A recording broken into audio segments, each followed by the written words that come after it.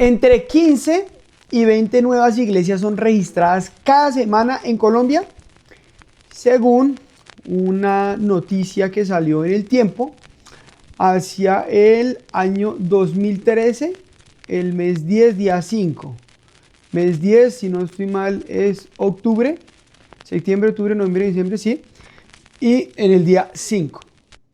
Ya antes de pasar aquí al titular, un poco haciendo la lectura de la noticia, quiero caer en la cuenta de lo que me surge a partir de este titular que, bueno, ya tiene más de 10 años, pero me llama profundamente la atención porque sigue aconteciendo en Colombia esto. Y llego a la encrucijada como católico personalmente, compartiéndoles a ustedes este contenido. Va dirigido a los protestantes, a todo protestante, a todo católico, pero también a todos aquellos que tienen alguna idea de Dios, Bueno, ¿por qué? Porque resulta muy contradictorio que si reconozco a Cristo como único Dios verdadero y que por medio de su santa palabra nos ha mostrado la verdad revelada que deberíamos seguir para llegar al cielo, encontramos allí que Dios siempre ha buscado la unidad entre quienes creen en Él, ¿no? Por allá en San Juan, si no mal recuerdo, capítulo 10, cuando habla de la unidad del rebaño. Y refiere a la unidad de los cristianos. Bueno, hay varios pasajes bíblicos, digamos que yo no los voy a tocar ahorita aquí en profundidad, será para video de otro momento sobre la unidad de la iglesia. Pero la encrucijada a la cual llego es, bueno, si yo pusiera en este momento a conversar a un católico, a un protestante, llámese mormón, llámese testigo de Jehová, llámese pentecostal, evangélico, bueno, de cualquier denominación protestante. Entonces viene el católico por un lado, el protestante y un musulmán por otro lado. Los tres vamos a decir que creemos en Dios. Yo pues estoy como representación del católico, soy católico, cristiano, católico, apostólico y romano, que también tiene implicaciones estas palabras que también en otro video las tocaremos. Pero si los ponemos a hablar sobre el tema de la fe, cada uno va a decir: nosotros estamos en la iglesia verdadera o en la fe verdadera, en la doctrina verdadera, bueno, como quiera llamarse en esos términos. Pero si lo pongo en términos de cristianos, me resulta aún más problemático porque todos decimos tener la verdad. Todos decimos ser la iglesia de Dios y la única que lleva a la verdad. No solo a la verdad, sino al cielo, bueno, que es lo que nos estamos jugando aquí en la tierra. La salvación o la condenación. Entonces la encrucijada es la siguiente. Si yo siento hablar estos tres personajes, musulmán, católico y protestante, de la índole que sea, y que me afirman eso que pues, la iglesia de ellos es la verdadera, llegamos a la contradicción de que, bueno, o todos dicen la verdad, y es contradictorio porque todos enseñan cosas diferentes en torno al camino que se debe seguir a Dios, o todos decimos mentiras, y alguna otra de nosotros, pues fuera de nuestras iglesias es la verdadera, que podría ser razonable. La primera no puede ser razonable porque todos están en contradicción, diciendo que todas son verdaderas. Bueno, la segunda, donde todos estaríamos diciendo mentiras, entonces alguna diferente a la de nosotros debe ser la verdadera. O la tercera parte de la encrucijada es, o uno de los tres tiene la verdad. De decir, esta es la iglesia de Dios y este es el único camino verdadero hacia el cielo. Pues precisamente llego a esta encrucijada para plantearla, y no solo plantearla, sino abordarla, diciendo que desde el punto de vista de nuestro Señor Jesucristo, cómo fundó la iglesia, cuándo y por qué la fundó, decimos los católicos, hombre, nosotros acogimos simplemente la fe que nos enseñaron. ¿Quiénes? Los sucesores de los apóstoles, los discípulos. Y a su vez, ¿quiénes le enseñaron a los primeros discípulos? Cristo. Nosotros simplemente somos eco de esas palabras de Cristo en medio de la iglesia. Y por eso decimos, nosotros estamos en la iglesia verdadera que nos conduce al cielo. Y pues dejaríamos de lado al musulmán y al protestante. Pero bueno, eso tiene mucho de ancho como de fondo, entonces no voy a tocar esa parte, sino voy a tocar un poco la encrucijada de que, bueno, si hay tantas iglesias, ¿cuál voy a seguir y por qué? Porque todas tienen doctrinas diferentes. No tenemos la misma doctrina. Y eso es lo que nos permite entender porque cuál de estas doctrinas nos lleva verdaderamente al cielo y cuál no. Entonces, pasando a lo siguiente, es que quiero hacer lectura de este artículo del Tiempo que dice, nuevamente lo voy a repetir, entre 15 y 20 nuevas iglesias son registradas cada semana en Colombia. Entonces dice, al menos 3 solicitudes se reciben cada día. En total ya son cerca de 5.000 en todo el país. Acuérdense la fecha, que es del 2013, en octubre del 2013. Bueno. Con estructurados discursos bíblicos o simplemente dando testimonio de que su camino a la salvación, como lo marcaba yo y como lo marca acá, lo marcará alguien de carne y hueso con cédula de ciudadanía. Cada semana llegan a la Dirección de Asuntos Religiosos del Ministerio del Interior entre 15 y 20 personas para registrar nuevas iglesias. Estas cifras ciertamente tocaría mirar la actualización de cómo va el tema de las iglesias ahorita en Colombia. Vamos a hablar también de Colombia y que se puede ampliar un poco a los demás países, un poco la dinámica.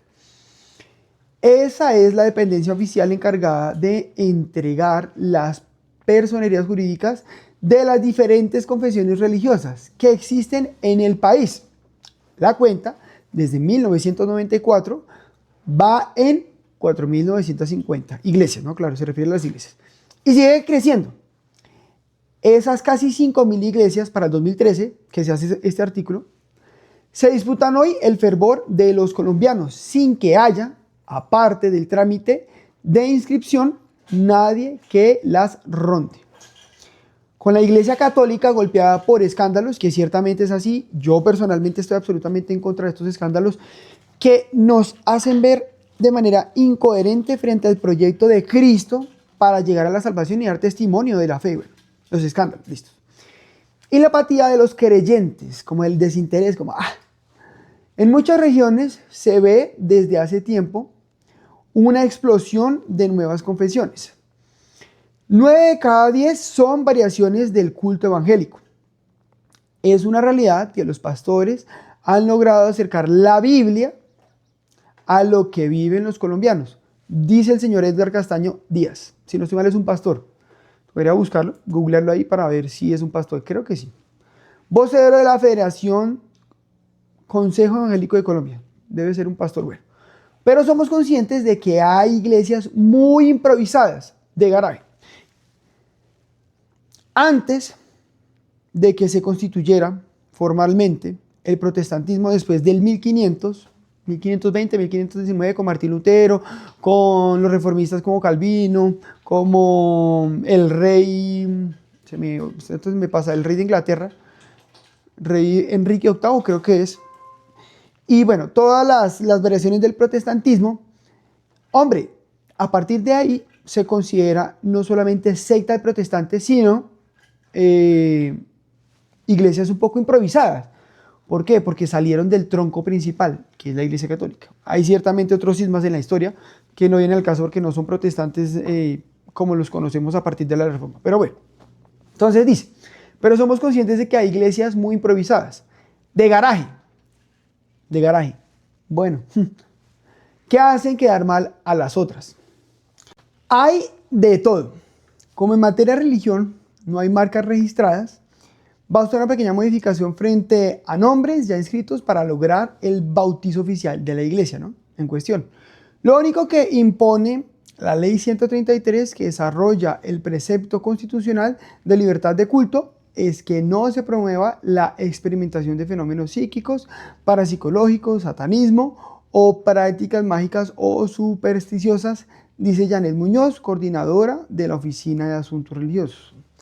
Los registros del Ministerio del Interior, que son públicos, dan fe de la variedad que impera en el país en esa materia. Así, el Tiempo encontró una iglesia en la que el pastor principal, el pastor vicepresidente, el tesorero y la secretaria general pertenecen a la misma familia.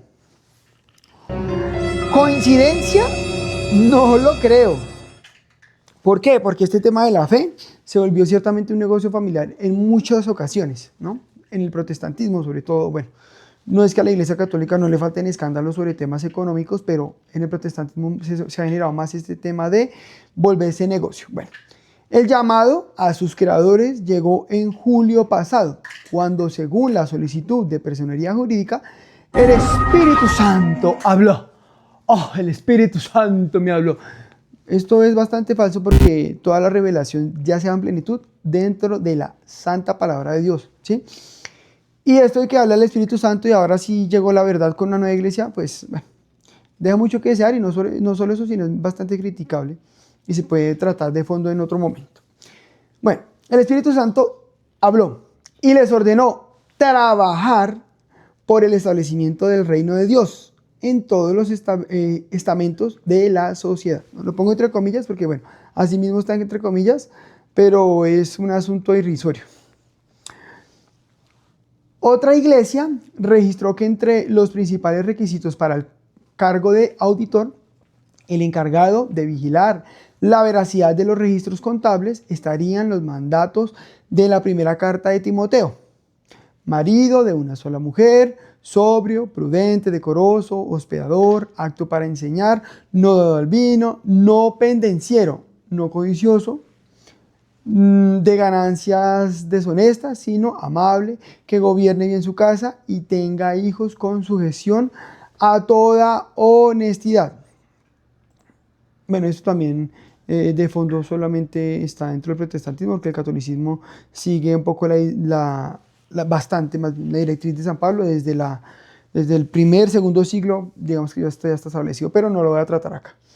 El máximo organismo de esta última iglesia será un consejo de ancianos designado por el pastor principal, quien según el documento tiene entre sus facultades comprar, vender o grabar bienes y para celebrar contratos por hasta 500 salarios mínimos mensuales. O sea, para el 2013 es harta plata, casi 300 millones de pesos, sin necesidad de autorización previa de los ancianos.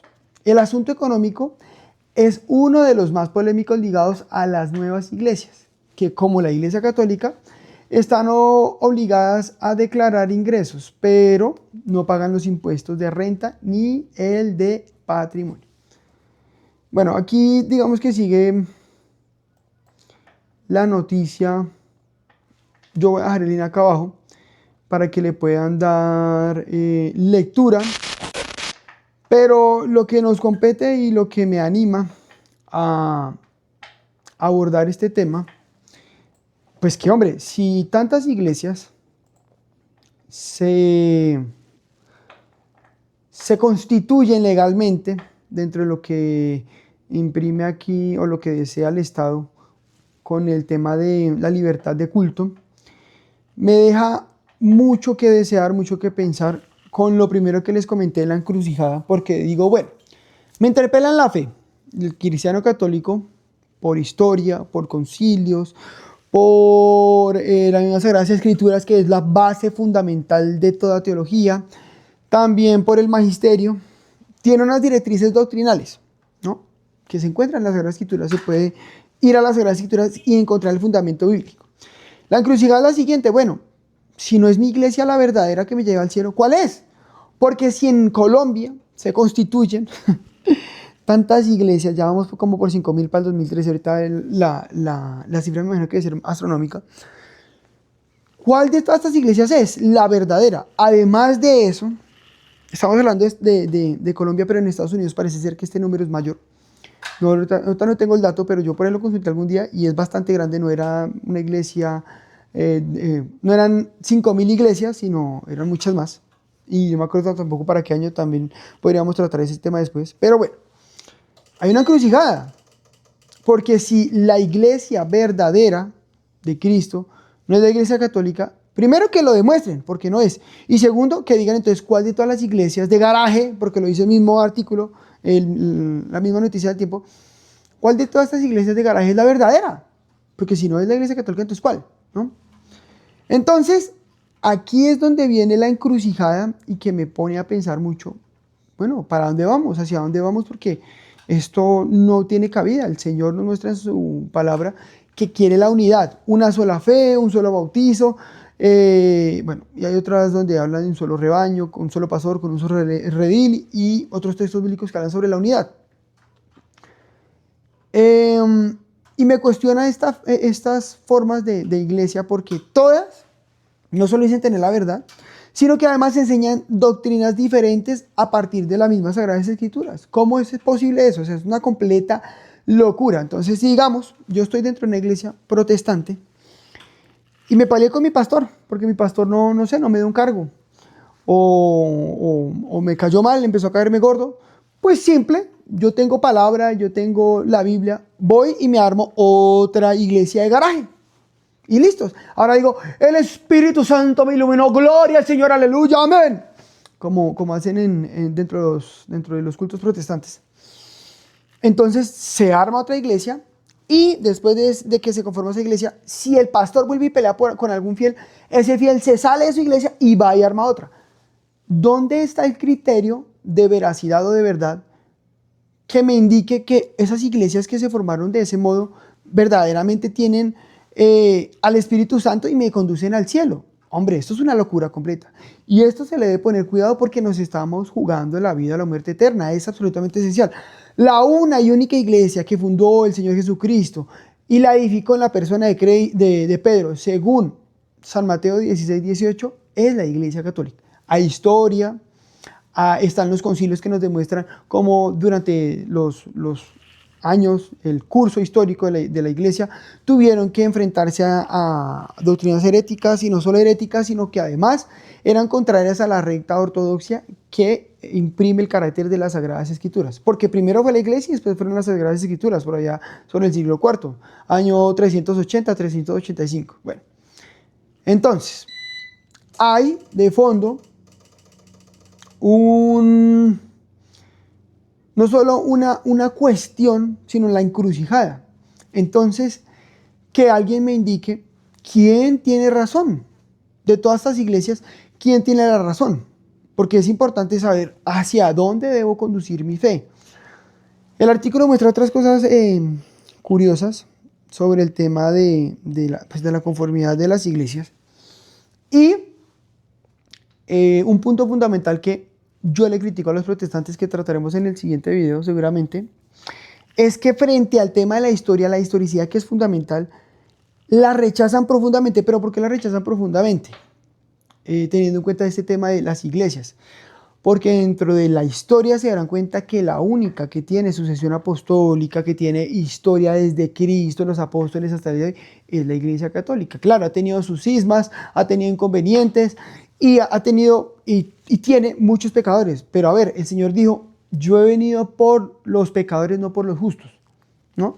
Entonces hay que tener en cuenta eso, que por más de que vemos en los evangelios que por lo menos Judas lo traicionó por 30 monedas, Pedro lo negó 3 veces y en el madero de la cruz los discípulos lo dejaron tirado. A pesar de eso, el Señor dio el Espíritu Santo a sus discípulos para que llevaran el evangelio por todo el mundo. No les dijo, no, los condeno y ya no van a ser mis discípulos. No, los capacitó, los seguía fortaleciendo porque somos humanos. De manera inevitable siempre nos va a acompañar el error o la tendencia hacia el pecado, ¿no? Entonces, que me digan protestante a mí, no, es que la justificación de que hagamos otra iglesia es que han tenido muchos papas pecadores, han tenido muchos cristianos pecadores y muchos integrantes de su iglesia absolutamente pecadores, y por eso ya no es la iglesia de Dios. No, no es que la iglesia, el dueño de la iglesia es Dios mismo, que la mueve por medio del Espíritu Santo.